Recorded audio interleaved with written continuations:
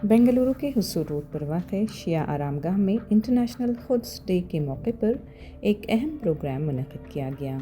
इस इज्तिमा का एहतमाम सुन्नी शिया यूनिटी फोरम बेंगलुरु की जानिब से किया गया था, जिसमें मुख्तलिफ़ मज़ाहिब से ताल्लुक़ रखने वाले अफराद ने शिरकत की, जिनमें हिंदू, मुसलमान, सिख, ईसाई बरादरी के लोग शामिल थे। इस प्रोग्राम में शुरका ने फ़लस्तीनी अवाम के साथ यकजहती का इजहार किया और अल-कुद्स यानी जेरूसलम के मसले पर अपनी आवाज़ बुलंद की। मुक़र्रिरीन ने इसराइल और अमेरिका के हमलों की शदीद मज़म्मत करते हुए उन्हें इंसानियत के ख़िलाफ़ करार दिया। दरअसल इंटरनेशनल खुद्स डे हर साल रमज़ानुल मुबारक के आखिरी जुमे को मनाया जाता है।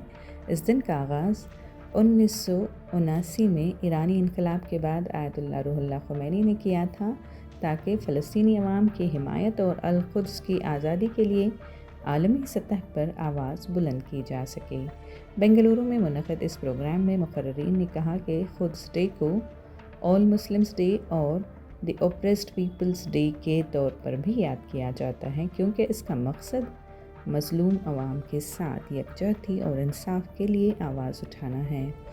शुरका ने इस अज़्म का इज़हार किया कि वो मज़लूम फ़लस्तीनी अवाम के हक़ में अपनी आवाज़ बुलंद करते रहेंगे और आलमी सतह पर इंसाफ कायम करने की कोशिश करेंगे।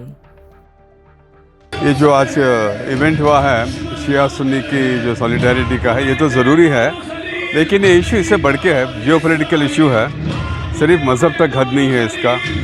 वेनेजुएला का प्रेसिडेंट को जो है अगवा करे थे अमेरिकन, उन्हें कैथोलिक क्रिश्चियन था, इन्हें जो ग्रीनलैंड को धमकी देते हैं, उन्हें प्रोटेस्टेंट हैं वो कंट्री वो, तो पूरे वीकर नेशंस और इस्लामिक नेशन सब मिलके ये इंपीरियल्स को काउंटर करने के लिए एक बहुत बड़ा एक अलायंस बनाना बहुत ज़रूरी है।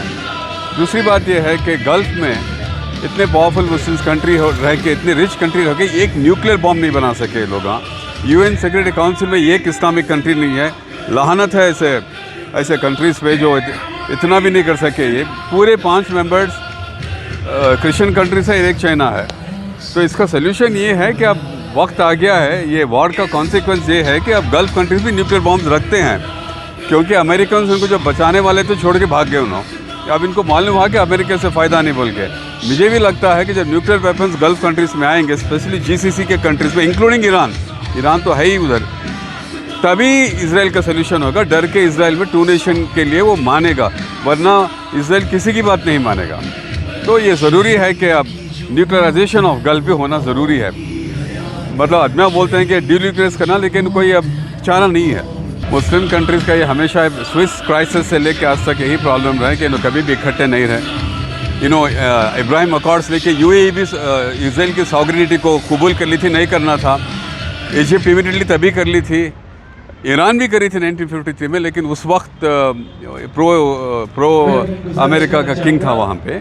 यही इस्लाम देखिए, एक रिलीजन का सबसे बड़ा ये है कि आप एक बड़ी रिलीजियस अम्ब्रेला में आके एक सिक्योरिटी अलायंस करना था, जैसा नाटो है, बना नहीं सके ये लोग मुलाजिम ही रह गए।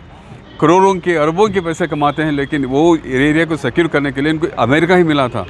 अमेरिका को दावत दिए बेसिस बनाने के लिए, तो वो बेसिस बना ले इसराइल की महफूजागी को, इनके नहीं।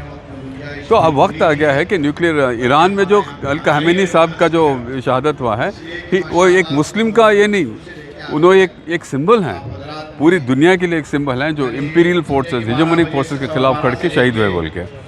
तो अब ये वक्त है कि Muslim countries and all the other countries मिल के एक अमेरिका के इसराइल के खिलाफ डिटरेंस बनाना बहुत ज़रूरी है। यूनिटी, शिया सुन्नी की यूनिटी इंडिया में कभी प्रॉब्लम नहीं थी। दूसरे पाकिस्तान में शियास को मारते, इंडिया में इसका कोई इशू नहीं था। लेकिन यहाँ से हम डेफिनेटली एक सिग्नल, एक मैसेज दे सकते हैं रेस्ट ऑफ द वर्ल्ड के लिए कि जैसे इंडिया में शिया सुन्नी की सॉलिडारिटी यूनिटी हमेशा रही है, ये खूबसूरती है इंडिया की प्लूरलिज्म की और कॉन्स्टिट्यूशन की, ये लोगों उन्होंने भी करना वहाँ पे। वक्त आया है कि बड़े इस्लामिक नेशंस जो ला इलाहा इल्लल्लाह कहते हैं, उनके डिफरेंसेस जो भी हैं सुपरफिशियल मिला के, मैं तो सीधा बोलता हूँ टू द पॉइंट, एक न्यूक्लियर बॉम्ब बनाना ज़रूरी है। आप इस्लामिक न्यूक्लियर बॉम्ब कहिए या जो भी कहिए, लेकिन जीसीसी कंट्रीज़ में अगले न्यूक्लियराइजेशन नहीं हुआ तो कभी भी महफूज नहीं है। अमेरिका की ये हिस्ट्री है कि अफ़गान छोड़ के भाग गए, वियतनाम छोड़ के भाग गए, इनको भी छोड़ को भाग गए रिसेंटली। इनकी महफूजागी इनोज करना, उसके लिए ईरान सबसे अच्छा बैठा। हम सब यहाँ गैदर हुए हैं, इंटरनेशनल अल खुद्स डे का प्रोग्राम है جہاں پر ہمارے ہندو بھائی، سکھ بھائی، مسلمان بھائی، شیعہ بھائی، سنی بھائی سبھی مل کر اس پروگرام کا آغاز کیے ہیں. جیسے کہتے ہیں کہ ظلمی جب بھی ظلم کرے گا ستہ کی گلیاروں سے، چپا چپا گونج اٹھے گا انقلاب کے نعروں سے. 1980 وہ سال تھا جہاں پر آیت اللہ خمینی نے انٹرنیشنل قدس ڈے کا آغاز کیا تھا. پیلسٹین میں سپورٹ کی بات تھی، یہ اسرائیل کے دشت فورسز کے خلاف. میں سید اسد عباس ایک مسلمان ہونے کے ناطے، ہندوستانی ہونے کے ناطے، نوجوان ہونے کے ناطے میں یہی کہوں گا کہ when injustice becomes the law, resistance becomes a duty. ہمیں اپنی آواز اٹھانی چاہیے ہر وقت. اور میں سمجھتا ہوں کہ فلسطین کے لیے آواز اٹھانے کے لیے صرف اپنی زبان نہیں، آپ کے لیے ریڑھ کی ہڈی چاہیے. You don't need a voice to raise a voice of Palestine. You need a spine, which is most important. ہمیں یہ سمجھنا چاہیے کہ لوگ ہم جو بانٹتے ہیں، ہمیں جواب انہیں کچھ اس طریقے سے دینا چاہیے کہ ہندو، مسلم، سکھ، عیسائی سمجھو اپنی شان کو، مذہب کی دیواروں میں نہ بانٹو ہندوستان کو. نہ میں ہندو بنوں نہ تم مسلمان بنو، میں بھی انسان بنوں، تم بھی انسان بنو. Therefore it is very important and very sacrosanct that everybody raises the voice for the right against the evil, unjust rulers like the Netanyahu or the Trump. And me also share with you, Netanyahu اور Trump جو کہتے ہیں کہ ایران کی جو مہیلائیں ہیں، بچیاں ہیں، ان کو وہ فریڈم دیں گے. کیسے دیں گے فریڈم؟ 170 بچیوں کو مار کے، by killing young 170 innocent young women of Mina Biran. It's absolutely shameful, dastardly act. میں سمجھتا ہوں کہ جو ویسٹرن گودی میڈیا ہے ان کو للکارتے ہوئے کچھ کہنا چاہوں گا. لشکر بھی تمہارا، سردار بھی تمہارا، تم جھوٹ کو سچ لکھ دو، اخبار بھی تمہارا. خون مظلوم زیادہ نہیں بہنے والا، ظلم کا دور زیادہ نہیں چلنے والا. ان اندھیروں کا جگر چیر کر نور آئے گا، اگر ہے فرعون تو موسیٰ بھی ضرور آئے گا. I believe these evil forces will not be for the longest time. Their end will come and their end is near.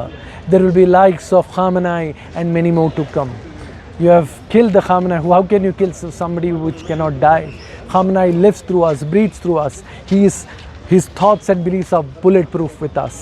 تم کتنے خامنائی مارو گے، ہر گھر سے خامنائی نکلے گا. تم کتنے شیر مارو گے، ہر گھر سے شیر نکلے گا. Let me tell you, cowards die many times before their death. The valiant never taste of death but once. It is better to live one day of a lion than 1,000 days of a hyena. Let us understand, Ayatollah Ali Khamenei redefines courage, redefines resistance and the truth.